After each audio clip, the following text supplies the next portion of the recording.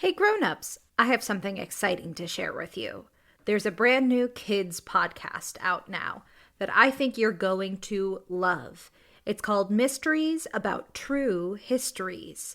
This show is perfect if you love adventures, solving riddles, and maybe even some wacky math problems. But I need a little help from some new friends to tell you more. Max and Molly, take it away. From the creators of Who Smarted, Starglow Media, comes a brand new podcast called Mysteries About True Histories. Does that sound serious enough? Max, we only have 30 seconds for this promo. Just tell them how your mysterious aunt recruited us into a secret order of problem solvers who travel time and have epic adventures. I don't have to. You just did. Catch new episodes of Mysteries About True Histories every Thursday on Apple Podcasts or wherever you listen to podcasts. Hey, Tailblazers! I'm Rebecca Cunningham, and this is Girl Tales, a kids' podcast of feminist stories for a new generation. Before we get started, I'd like to send a very special shout out to Jessica, Henry, and Theo. Jessica, Henry, and Theo, thank you so much for listening to Girl Tales. Grownups, if you would like to hear your child's name at the top of our next tale, head to patreon.com/girltales and donate today. Now on to our episode. This is Winnie the Bear, an adaptation of Winnie the Pooh by A. Milne. Enjoy! I'd like to tell you about a friend of mine. Her name is Winnie. That's what I called her anyway. She was a purple stuffed bear that I took everywhere with me as a kid. The tips of her ears were worn, she had pink marker above her right eye, and a hole on her foot that my mom covered up with one of my Girl Scout patches. Winnie made me feel safe. I cuddled with her every night, and she was my very best friend in the world. There was one night that my mom was going out to either a movie or a PTA meeting, and my sisters and I were to have a new babysitter watch us. I wasn't thrilled about that. When I went to sleep at night, it was imperative that the door be left open a smidge and that the hallway light was left on. But my mom assured me that everything would be fine. An older woman with soft, wrinkled skin, kind eyes, short white hair, and round, frameless glasses appeared in the doorway of our apartment. I'm Grandma Nancy. Nice to meet you, girls, she said to my sisters and me. She wasn't our grandma, but we shrugged our shoulders and called her that just the same. She was pretty nice as babysitters go. She let us watch TV until it was bedtime, which was hard to complain about. At 8 o'clock, Grandma Nancy led us to our bedroom. She tucked in Mary, then she tucked in Claire.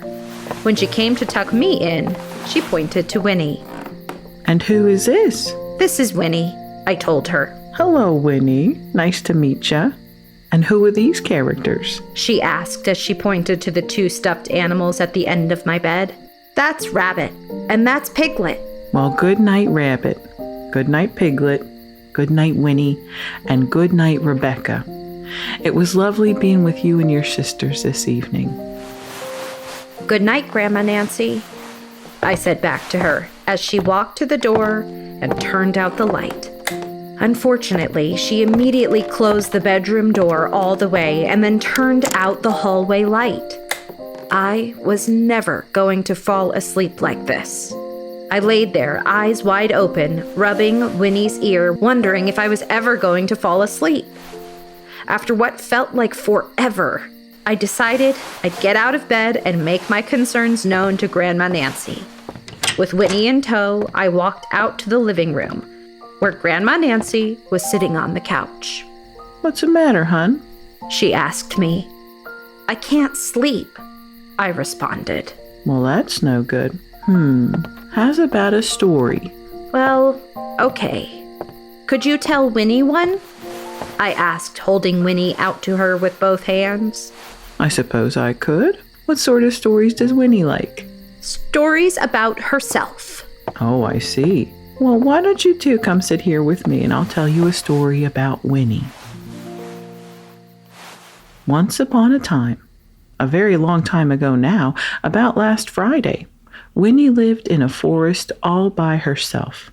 One day when she was out walking, she came to an open place in the middle of the forest, and in the middle of this place was a large oak tree. And from the top of the tree there came a loud, buzzing noise. Winnie sat down at the foot of the tree, put her head between her paws, and began to think. First of all, she said to herself, that buzzing noise means something. You don't get a buzzing noise like that, just buzzing and buzzing, without its meaning something. If there's a buzzing noise, somebody's making a buzzing noise. And the only reason for making a buzzing noise that I know of is because you're a bee. And the only reason for being a bee that I know of is making honey. And the only reason for making honey is so as I can eat it. So she began to climb the tree. She climbed and she climbed and she climbed. And as she climbed, she sang a little song to herself. It went like this. Isn't it funny how a bear likes honey? Buzz, buzz, buzz. I wonder why she does. Then she climbed a little further and a little further and then just a little further. She was getting pretty tired by this time, but she was nearly there now, and if she just stood on that branch... Oh, help! Said Winnie as she dropped 10 feet on the branch below her. If only I hadn't, she said as she bounced 20 feet onto the next branch. Oof, you see what I meant to do, she explained as she turned head over heels and crashed onto another branch 30 feet below. Ouch, what I meant to do. Of course, it was rather, she admitted as she slithered very quickly through the next 6 branches. Oof. It all happens, I suppose, she decided as she said goodbye to the last branch, spun round 3 times, and flew gracefully into a bush. Whoops! It all happens because of liking honey so much. Oh, help! She crawled out of the bush, brushed the prickles from her nose, and began to think again. And the first person she thought of was Rebecca. Was that me? I asked her in awe. That was you, Grandma Nancy said back. My jaw dropped. Winnie and I were in a bedtime story together. So Winnie went round to her friend Rebecca, who lived behind a green door in another part of the forest. Good morning, Rebecca, she said. Good morning, Winnie, said Rebecca. Do you have a balloon? A balloon? Yes, I just said to myself as I was walking over here, I wonder if Rebecca has a balloon. I just said it to myself, thinking of balloons and wondering. What do you want a balloon for? Rebecca asked. Winnie looked round to see that nobody was listening, put her paw to her mouth, and said in a deep whisper, Honey. But you don't get honey with balloons.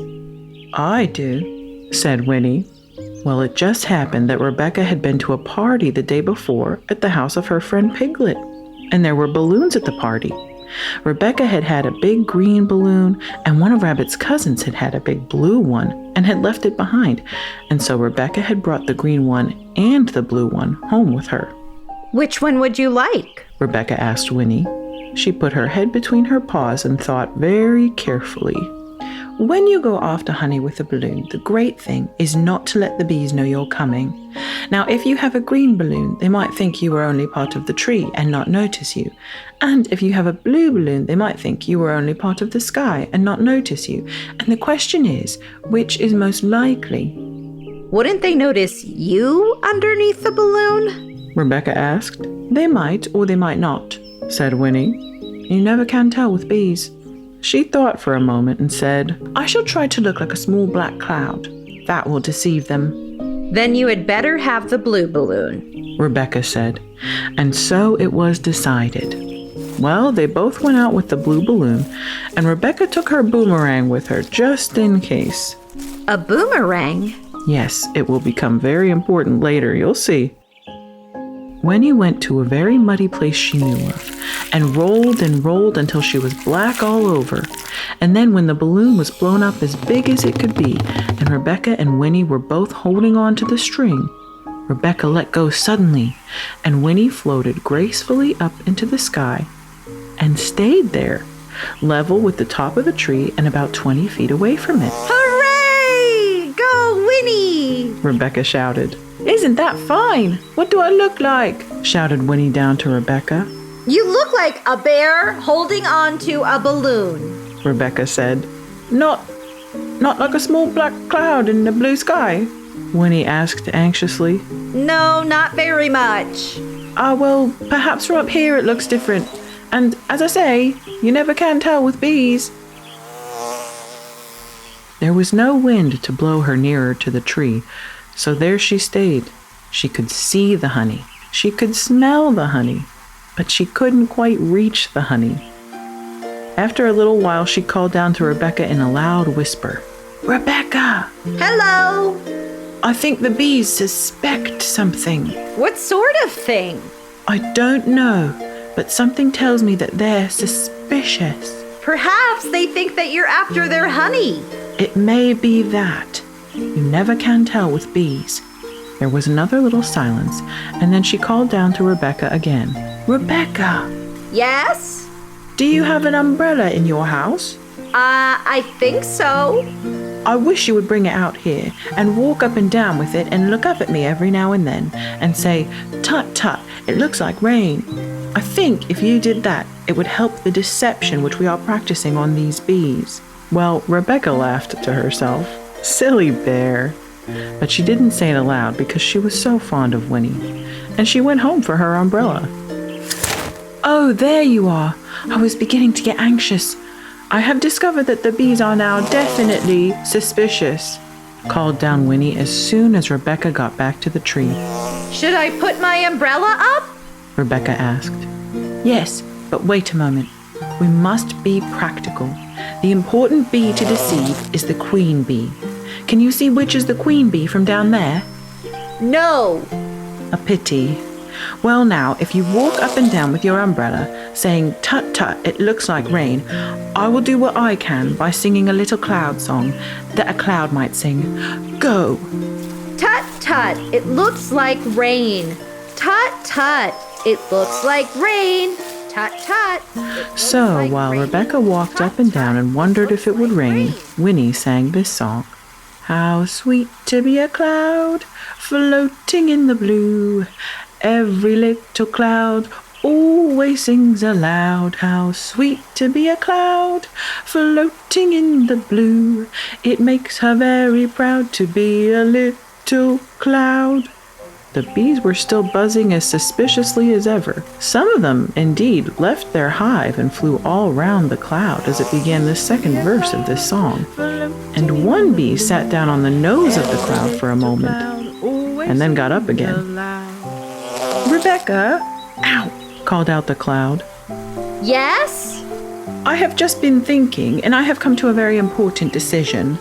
These are the wrong sort of bees. Are they? The very wrong sort. So I think they would make the wrong sort of honey, don't you? Would they?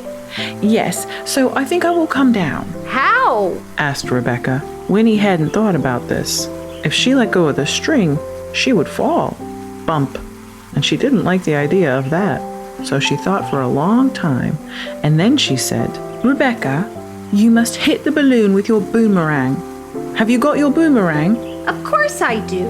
But if I do that, it will ruin the balloon, Rebecca said. But if you don't, I will have to let go, and that would ruin me.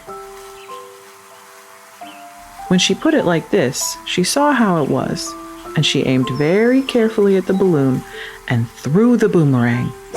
Ow, said Winnie. Did I miss? You didn't exactly miss, but you missed the balloon. I'm so sorry, she said, and she threw the boomerang again. And this time, she hit the balloon, and the air came slowly out, and Winnie floated down to the ground.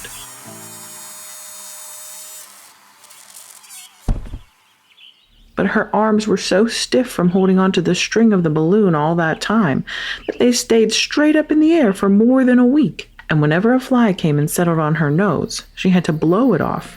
Is that the end of the story? I asked Grandma Nancy. That's the end of that one. There are others. About Winnie and me? And Piglet and Rabbit and all of you.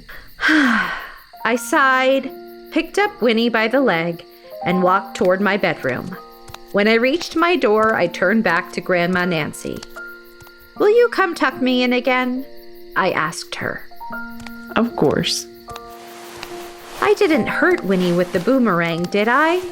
Not a bit. And Grandma Nancy? Yes, dear? Could you leave the door open just a smidge and leave the hallway light on? Of course, dear.